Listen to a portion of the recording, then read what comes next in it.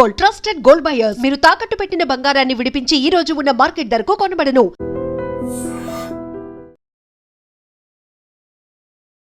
గ్రామ పంచాయతీ ఎన్నికలు ఫేజ్ 3 అంటే ఈరోజు ఇక లాస్ట్ ఫేజ్ ఆఫ్ ఎన్నికలు జరుగుతున్నాయి. గ్రామాల్లో ఒకటే సందడి కనిపిస్తోంది. నిజం చెప్పాలంటే కూడా సందడి అని ఎందుకు అంటున్నా అంటే మీరు చూడండి, చాలామంది కూడా హైదరాబాద్లో ఉన్నటువంటి ఓటర్లు ఎవరైతే ఉన్నారో ఖచ్చితంగా ఓటు వేయడానికి ఇక్కడి నుంచి పోతున్నారు. అందుకే అసలు నిజంగా అంటే అసెంబ్లీ ఎన్నికల్లో కూడా గింత క్యూరియాసిటీ లేదు, అట్లాగే గిన్ని డబ్బులు కూడా ఖర్చు కాలేవట. అసలు అంత క్వైట్ ఇంట్రెస్టింగ్ అట్లాగే ప్రెస్టీజియస్గా ఈ ఎన్నికలు జరుగుతున్నాయి. ప్రతి ఒక్క ఓటు కూడా చాలా కీలకం ఇక్కడ. అందుకని ఎవరైతే ఈ ఎన్నికల్లో పోటీ చేస్తున్నారో సర్పంచ్గా వాళ్ళు ఖచ్చితంగా ఎవరైతే ఓటర్లు ఉన్నారో వాళ్ళకి ఒకటికి 10 సార్లు ఫోన్ చేసిండ్రు ఇప్పటికే. అట్లాగే ఈరోజు చివరి విడత కదా, అందుకని ఒక 2 రోజుల ముందు నుంచి ప్రతి ఒక్క ఓటర్కి ఫోన్ చేయడం, నీకు ఖర్చులు కూడా మేమే ఇస్తాం, తర్వాత ఇక్కడికి వచ్చినాక ఓటేసినాక కూడా మీకే ఇస్తాం అనేటువంటిది కూడా ఖచ్చితంగా చెప్పి మరీ రప్పించుకుంటున్నారు. సో ఇట్లా ఇంత ఇంట్రెస్టింగ్గా జరుగుతున్నాయి. ఈరోజు చివరి విడత కాబట్టి 4157 గ్రామ పంచాయతీలకు కానీ ఈరోజు ఎన్నికలు జరుగుతున్నాయి. ఆల్రెడీ పోలింగ్ స్టార్ట్ అయింది, 7 గంటలకు స్టార్ట్ అయింది, 2 గంటల వరకే పోలింగ్ జరగబోతోంది. ఇప్పటికే 21% పోలింగ్ నమోదైంది. అండ్ 53 లక్షల ఓటర్లు ఓవరాల్గా తమ ఓటు హక్కుని వినియోగించుకోబోతున్నారు. మొన్న కూడా మనకు తెలుసు ఫస్ట్ అండ్ సెకండ్ ఫేజ్లో కూడా అక్కడక్కడ చెదురుమదురు సంఘటనలు జరిగాయి. కొన్ని చోట్ల ఉద్రిక్త వాతావరణం కూడా చోటు చేసుకుంది, తలలు కూడా పగిలినాయి కొంతమందికి.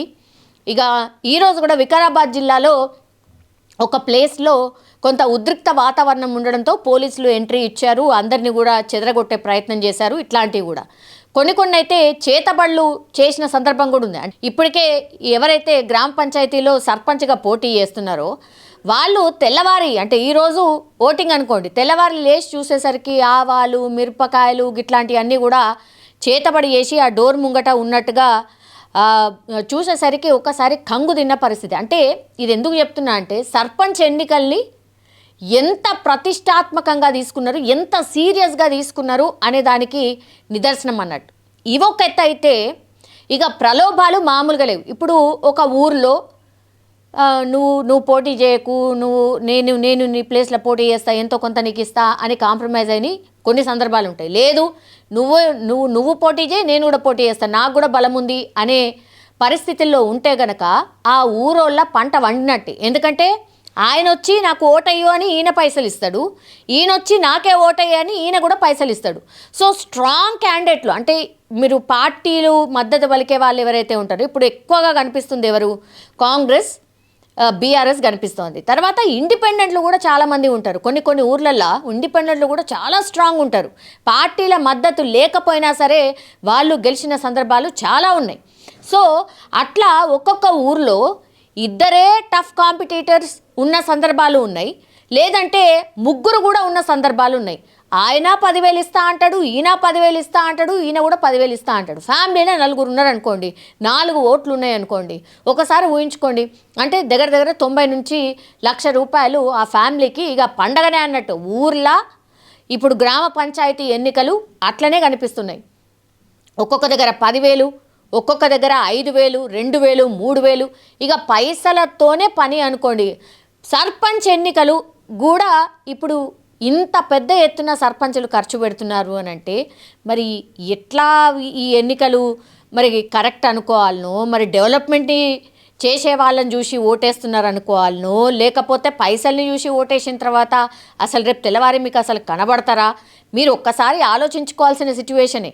ఇప్పుడు సర్పంచ్ ఎన్నికలు 3వ ఫేజ్ అయిపోయిన తర్వాత ఏ పార్టీకి హయ్యెస్ట్ గ్రామ పంచాయతీలు గెలుచుకున్న సందర్భం ఉంది అంటే ఇప్పటి వరకు ఫేజ్ 1 ఫేజ్ 2లో మనం చూస్తే కనుక ఇప్పటి వరకు కాంగ్రెస్ పార్టీ లీడ్లో కనిపిస్తుంది. అఫ్కోర్స్ అధికార పార్టీనే మనకు ఎక్కువగా లీడ్లో కనిపిస్తూ ఉంటుంది. దాని తర్వాత వచ్చేసి బీఆర్ఎస్ కొన్ని చోట్ల అద్భుతంగా పర్ఫార్మెన్స్ చేసింది. ఎస్పెషల్లీ సిద్దిపేట లాంటి, రంగారెడ్డి ఇట్లాంటి కొన్ని ప్లేసెస్లో చాలా బాగా పర్ఫామ్ చేసింది బీఆర్ఎస్. అంటే సిటీ చుట్టుపక్కల ఉన్న ప్రాంతాల్లో చాలా అద్భుతంగా బీఆర్ఎస్ పర్ఫామ్ చేసినట్టు మనకైతే స్పష్టంగా ఆ లెక్కల్ని చూస్తే మనకైతే అర్థమవుతుంది. కొన్ని ప్లేసెస్లో అయితే ఇండిపెండెంట్లు చాలా బాగా పర్ఫామ్ చేశారు. అంటే పార్టీలు మద్దతు తెలియనటువంటి వాళ్ళకే ఆ మనిషికి ఉన్నటువంటి విలువతోనే చాలా గ్రామ పంచాయతీలు ఆ పర్సన్ని చూసి ఓటేసిన సందర్భం కూడా కనిపిస్తోంది. సో విచిత్రం అనను కానీ ఒక క్లారిటీతోనే గ్రామాల్లో ఈ ఓటర్లు ఓటు వేసినట్టు లెక్క. సో ఈ 3వ ఫేజ్ తర్వాత ఎవరు ఏ పార్టీకి మద్దతు తెలిపిన వాళ్ళు ఎక్కడెక్కడ ఏ పొజిషన్లో ఉన్నారు అనేది రేపటి వరకు మనకు క్లియర్ పిక్చర్ అయితే వచ్చే అవకాశం అయితే కనిపిస్తుంది. 53 లక్షల ఓటర్లు ఈరోజు ఒక్కరోజే ఓటు వేయబోతున్నారు. అందులో మీరు తీసుకోండి, ఒకవేళ 80% అనుకోండి, దగ్గర 40 లక్షల మంది 4157 గ్రామ పంచాయతీలకు గాను ఈరోజు తమ ఓటు హక్కును వినియోగించుకునే అవకాశం అయితే కనిపిస్తోంది. సో ఇప్పుడు తెలంగాణలో గ్రామ పంచాయతీ ఎన్నికల్లో చివరి దశ పోలింగ్ జరుగుతోంది కాబట్టి ఇక ఎన్నికలు అయిపోతాయి కాబట్టి ఒక్కో గ్రామంలో ఓటర్లని ప్రలోభ పెట్టే ప్రయత్నం అయితే ఒకటి జరుగుతోంది. బహుశా ఈ లెక్కలు ఏవైతే ఉన్నాయో, ఈ డబ్బులు ఏవైతే ఉన్నాయో ఎమ్మెల్యే ఎలక్షన్లో కూడా ఇంత కురిపించలేదు. అంటే ఎమ్మెల్యేల క్యాండిడేట్లు కూడా ఇవ్వలేదన్నమాట. సో హైదరాబాద్ శివార్లోని శంకరపల్లి మండలం గ్రామంలో సర్పంచ్ ఎలక్షన్స్ ఇప్పుడు జరుగుతున్నాయి కాబట్టి 3 ప్రధాన పార్టీలు అభ్యర్థులు పోటాపోటీగా ఇప్పుడు ఓటర్లని మచ్చిక చేసే ప్రయత్నం చేస్తూ ఉన్నారు. అక్కడ 6,000 కోట్లు ఆల్రెడీ చేతులు మారినాయి అని అంటే మీరు ఊహించగలుగుతారా? శంకరపల్లి గ్రామ పంచాయతీ ఎన్నికలు ఇప్పుడు జరుగుతున్నాయి, అంటే ఈరోజు జరుగుతున్నాయి. సో సర్పంచ్గా పోటీ చేస్తున్న అభ్యర్థులు ఎవరైతే ఉన్నారో భూములు అమ్ముకొని మరి కోట్లలో ఖర్చు చేస్తున్నారు. ఓటుకి 55,000, ఒక్క ఓటుకి 55,000 ఇస్తున్నారు. ఓ పార్టీకి చెందిన అభ్యర్థి అయితే 40,000 ఇస్తున్నారు. సో తనకంటే నేనెందుకు తక్కువ అవుతా అని ఇంకో అభ్యర్థి 50,000 ఒక్కొక్క ఓటుకి పంచిండు అని అంటే ఒక్కసారి ఇమాజిన్ చేసుకోండి. శంకరపల్లి ఇక ఆ గ్రామంలో రిచెస్ట్ ఓటర్లు అన్నట్టు.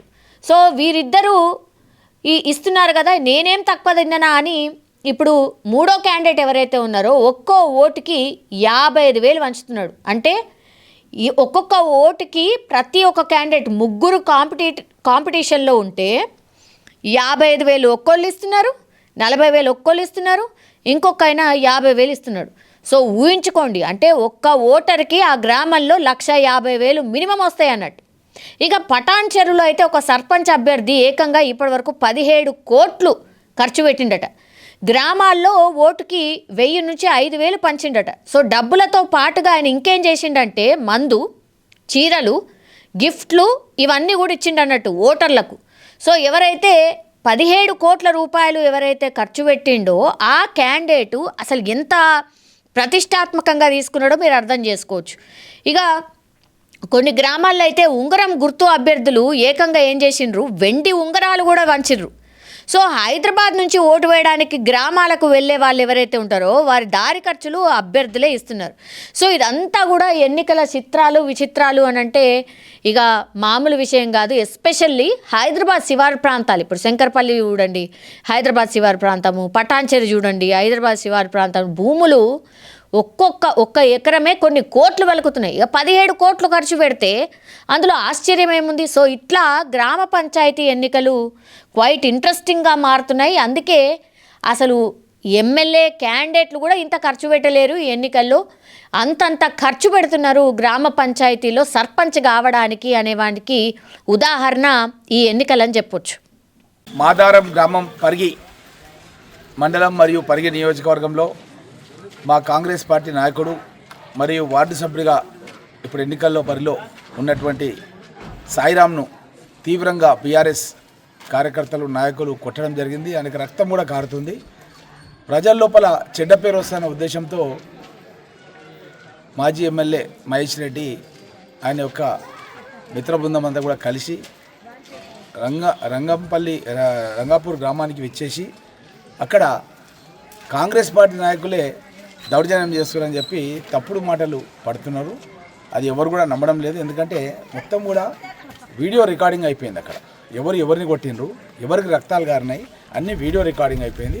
ఆ వీడియో రికార్డింగ్ అయిన దాని ప్రకారం తదుపరి చర్యలు పోలీసులు కానీ ఇంకోరు కానీ ఏం తీసుకోవాలో వాళ్ళు చర్యలు తీసుకుంటారు. ప్రజలు ఎవరు కూడా నమ్మే ప్రశ్నలు లేరు. వాళ్ళు ఓడిపోతున్నామన్న దాంతోన ఏదో విధంగా ప్రజల్లో ఒక సింపతి రావాలన్న ఉద్దేశంతోనే ఇలాంటి కార్యక్రమం చేస్తున్నారు. చోరు ఉల్టా కొత్తవాళ్ళకు దాటే అంటారు. ఈ విధంగా ఉంది వాళ్ళ వ్యవహారం. ప్రజలందరూ కూడా గమనించాలి. నా మనవి మీ రామ్మోహన్ రెడ్డి పరిగి ఎమ్మెల్యే. క్యాండిడేట్ని అక్కడ మరి గెలవలేని పరిస్థితిలో ఉన్నారని కాంగ్రెస్ దౌర్జన్యంగా మరి ఈయన ఒక క్యాండిడేట్ కాబట్టి క్యాండిడేట్ తప్పకుండా బూత్లోకి పోతాడు. మరి వాళ్ళందరూ కూడా ఏజెంట్ మీద దౌర్జన్యం చేయడానికి పోయినరని తెలిసి లోపలికి పోతే అక్కడ ఈయన మీద దాడి చేసి విపరీతంగా కొట్టడం వల్ల ఆయన స్పృహ తప్పి కింద పడిపోయింది. ఇప్పుడే మరి గవర్నమెంట్ హాస్పిటల్ కూడా తీసుకొచ్చింది పరిగికి. మరి ఆయన బీపీ కూడా చాలా ఎక్కువ ఉన్నది కాబట్టి ఆయన మాట్లాడలేని పరిస్థితిలో ఉన్నాడు.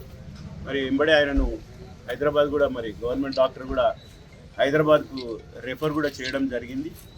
కాబట్టి ఈ రకంగా కాంగ్రెస్ పార్టీ అధికారంలోకి వచ్చిన తర్వాత దౌర్జన్యాలు చేయడం, ఎన్నికల్లో ఏదో గెలవాలనే ఉద్దేశంతో ఇక్కడ మాదారంలో కానీ ఇప్పుడే తెలిసిన కాలపూర్లో కానీ ఇవన్నీ కూడా దౌర్జన్యం చేసుకుంటూ వాళ్ళు మనుషులను భయభ్రాంతులు చేయడం, పోలీసులు కూడా వారికి సహకరించడం నిజంగా కూడా బాధాకరం.